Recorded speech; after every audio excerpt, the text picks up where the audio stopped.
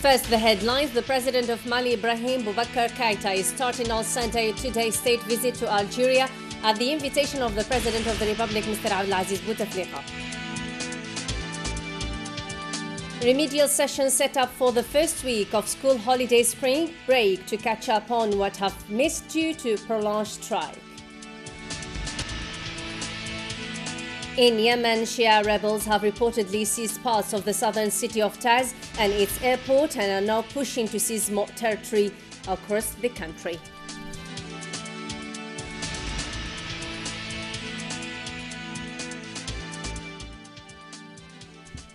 Hello, ladies and gentlemen. You're watching Dzair News and welcome to this English news edition. First, in our top stories, the president of Mali, Ibrahim Boubacar Keïta, is slated to pay a two-day state visit to Algeria as from today at the invitation of President of the Republic, Mr. Abdelaziz Bouteflika. This visit is part of age-old traditions of fraternity, solidarity and good neighborliness ties between the Algerian and Malian peoples.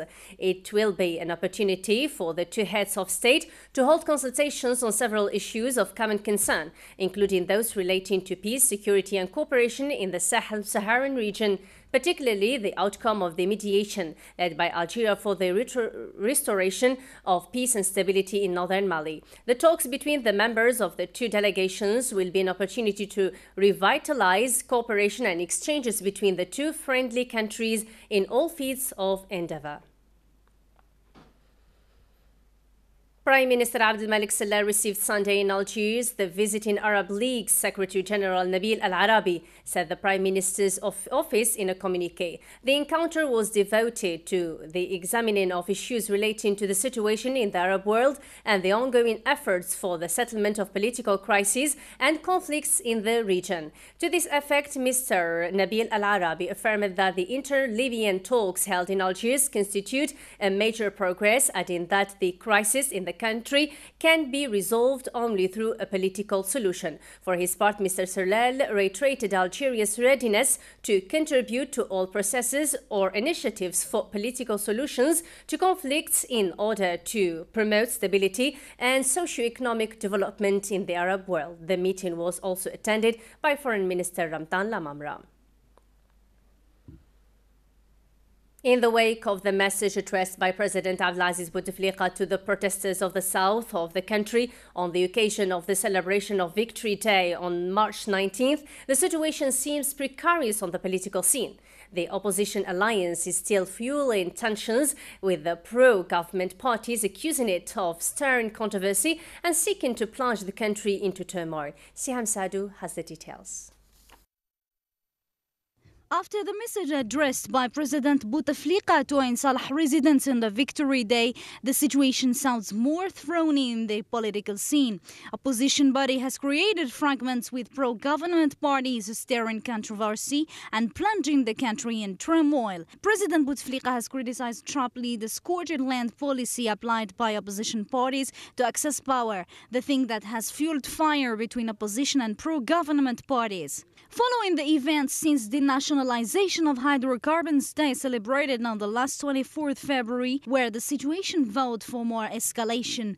Notably, the march proclaimed by the political body of the Coordinating Movement for Democratic Transition in solidarity with the Ain Salah protesters. Signs loomed in the president's message on the occasion of the International Women's Day, where he expressed his dissatisfaction with opposition parties' interference creating political conflict. Furthermore, the Coordinating Movement for Democratic Transition received all the indications from the government but went to Ouargla, southern Algeria, seizing the entire shale gas protesters' anger, pressurizing the government to obtain their political right. The participation of political body of the Coordinating Movement for Democratic Transition in the entire shale gas protest proves their refusal in the dialogue with the government, although the president incited them not to seize the political interest in order to resolve an economic crisis.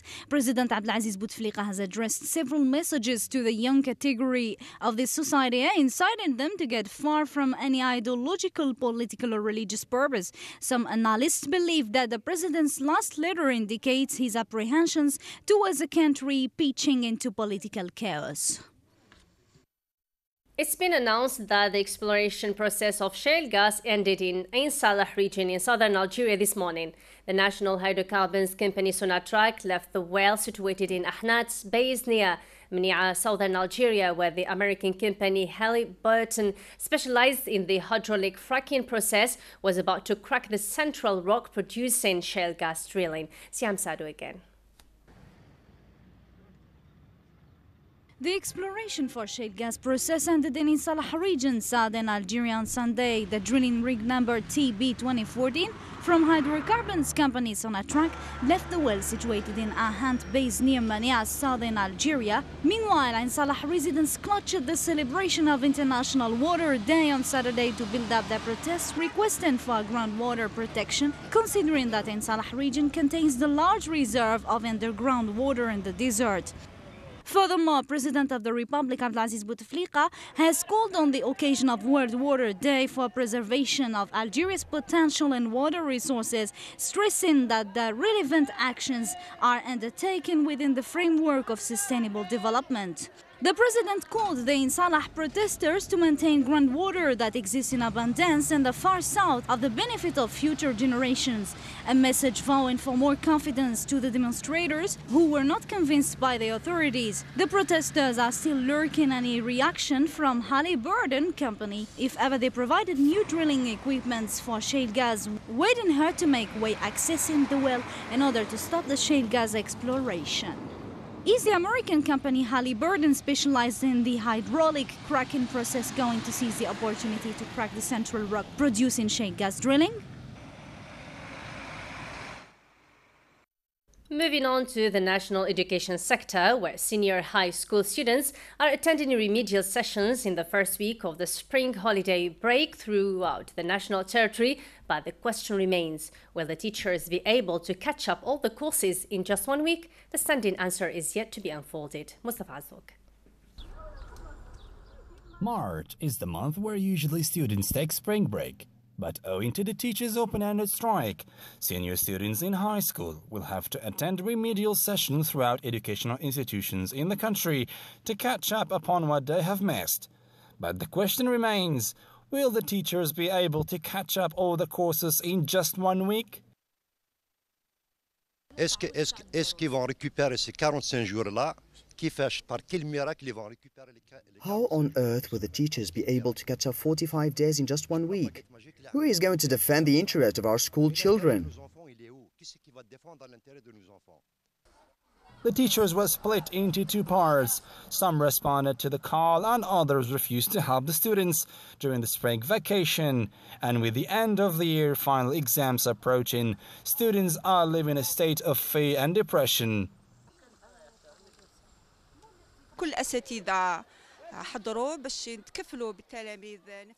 The teachers showed up to provide students with additional sessions and give them psychological and pedagogical support. The first week will be devoted to compensating what they have missed.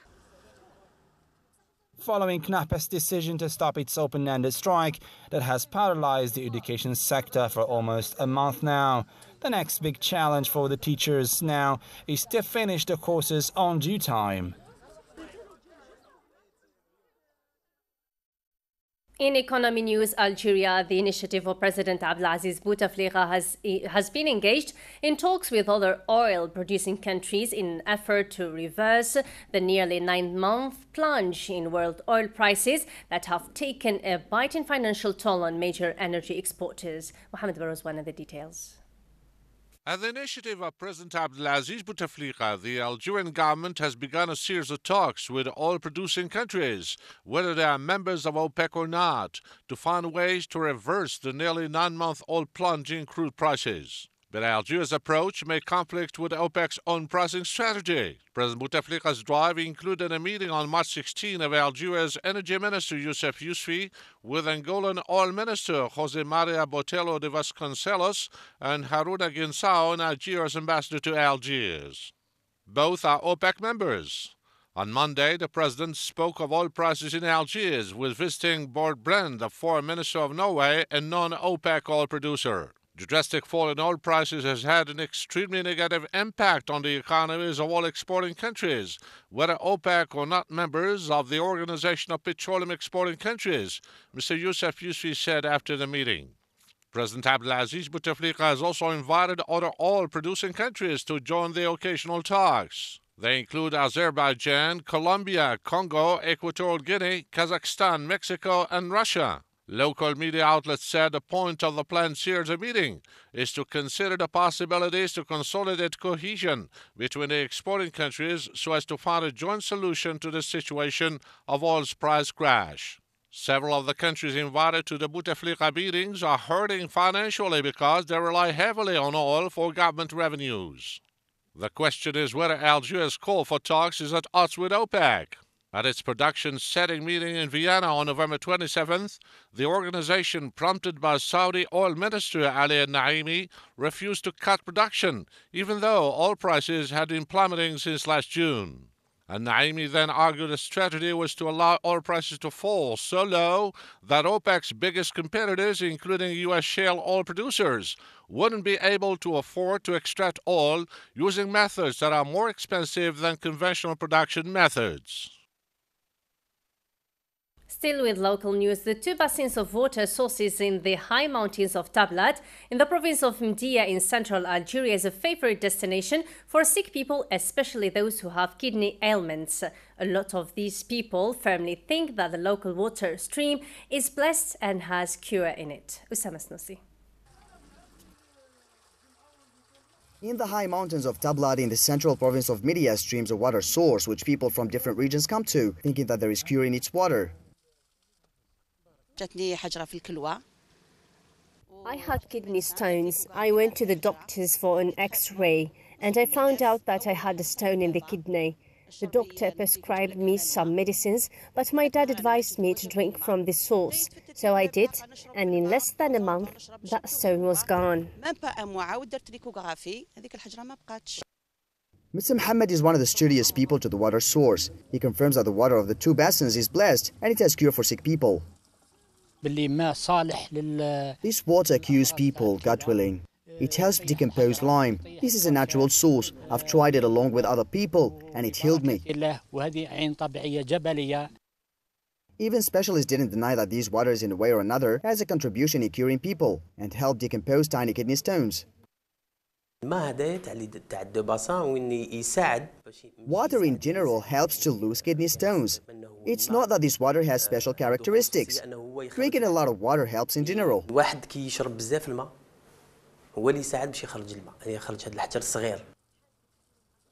Healing methods differ from a disease to another, and the water source of the two basins in the high mountains of Mdia could be the cure for kidney stones patients. In environmental news, some 2,000 trees were planted Saturday around the Dzair Dam, southwest of Algiers, on the occasion of the celebration here in Algeria of International Day of Forests.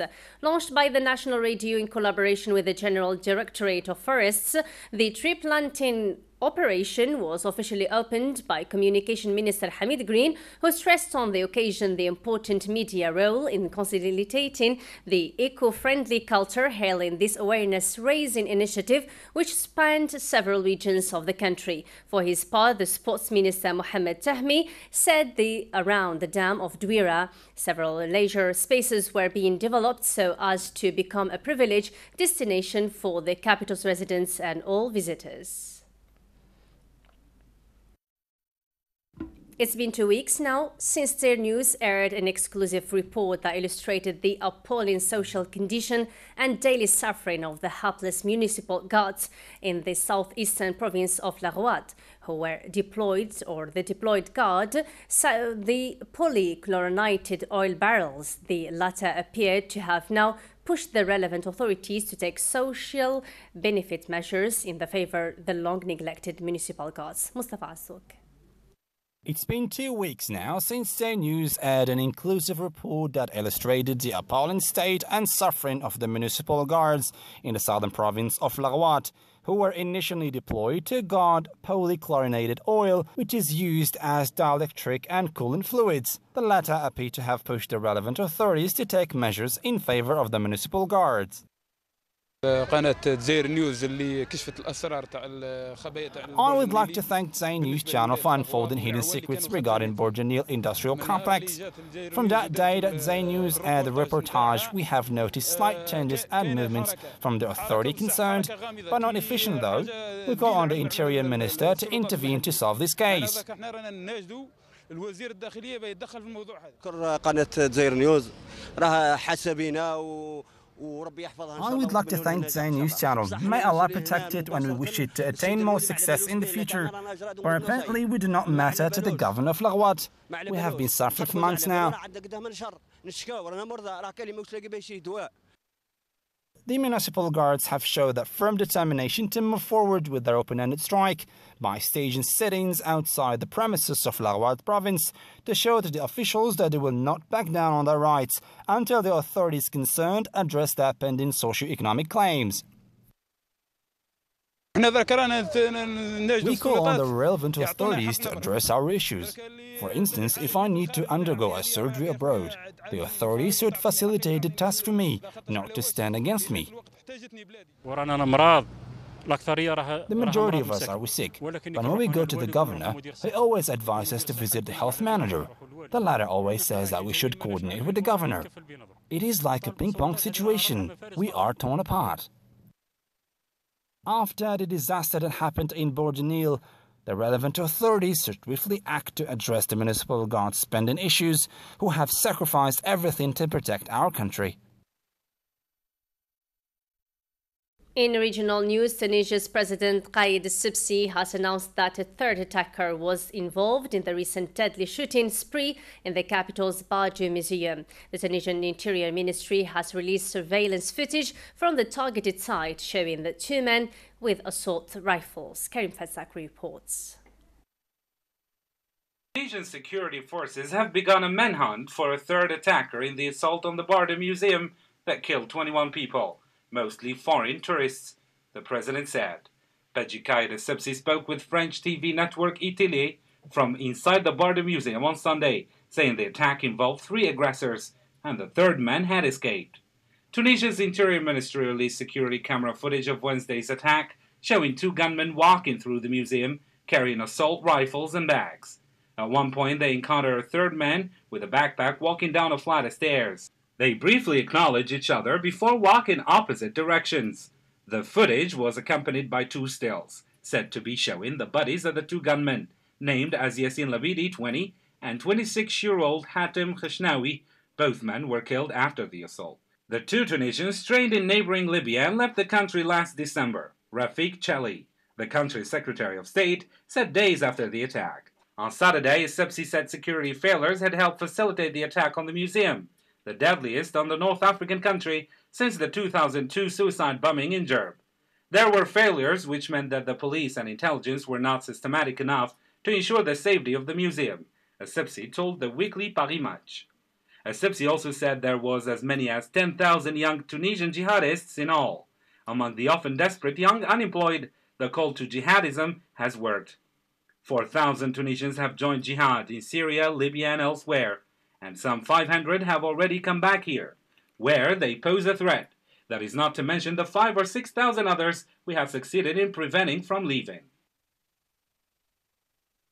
In the latest on troubles, Yemen Shia rebels have reportedly seized parts of the southern city of Taiz and its airport and are now pushing to seize more territory across the country. The rebels, known as Houthis, were pushing south towards the city of Aden, where President Abdurrabbu Mansour Hadi has set up a rival administration after the Houthis forced him out of the power late last year. Karim Fazakri again. The Yemenis have gathered to protest against the arrival of pro-Houthi forces in their city. They want to drag us into war, and we refuse. A helicopter flying over a military convoy below was the sign that pro-Houthi forces might be closer to coalition course with President Abdurrabbu Mansour Hadi. Hadi has been in Aden trying to hang on to power since he was forced to flee the capital. The editor-in-chief of the Yemen Post said Taiz puts them on the path of least resistance to Aden and the president. As people grappled with the mosque's bombings, which killed 137 on Friday, President Hadi appeared on television. He said the bombings were an attempt to push the country into a sectarian war, and he needs to ensure the security of the Yemenis.